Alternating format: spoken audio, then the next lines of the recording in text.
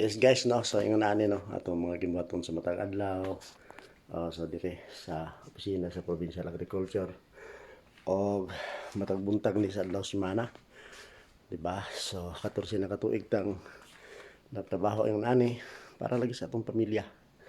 O hapit na matapos mga sunod tuig mag-retire na inyong kuya.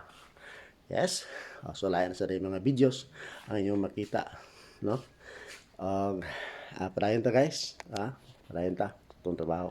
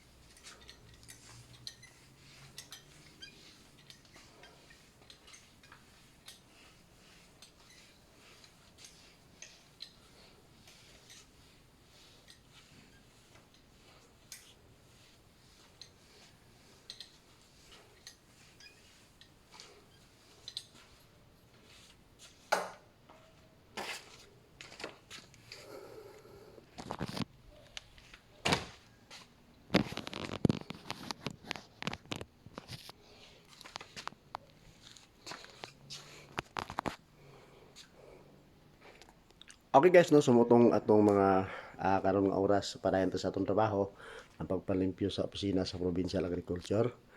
Ato ning gina-record kay garbo nato nga ang atong trabaho tungod kay dako kay impact sa atong pamilya tungod kay ato ning gihimo tungod sa atong pamilya, di ba? Ang pagtrabaho, pagsayo og mata, kay ang pagwig-uwan sa pamilya di lang kay tungod sa gugma kundi padayon kini uban sa mga atong mga pagahimuon, no.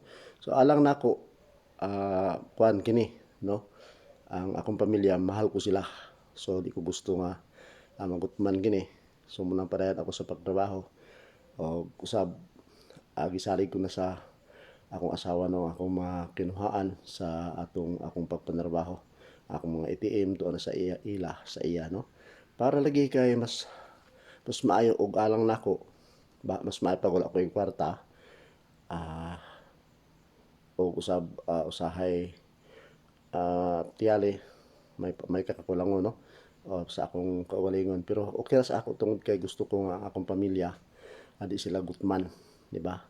So munang padayon o maabot ang adlaw og tuig nga mo retire na ko sunod tuig 2025 March 25 sa akong birthday. So yes, atong isalig sa atong pamilya sa akong asawa ang pagdumalaon niya sa atong abot diri sa probinsya. Padayon si Kuya Luloy, no, uban sa panalangin sa kitasan, padayon si Kuya Luloy nga maningkamot para padayon usab nga doon tayo kinitaan. Okay? So mo muna ka to guys. Salamat kayo sa panalangin sa kitasan, di ba? So atong gina-record. Pagkipalo na lang sa YouTube ni Kuya Luloy, di ba? So bye-bye guys.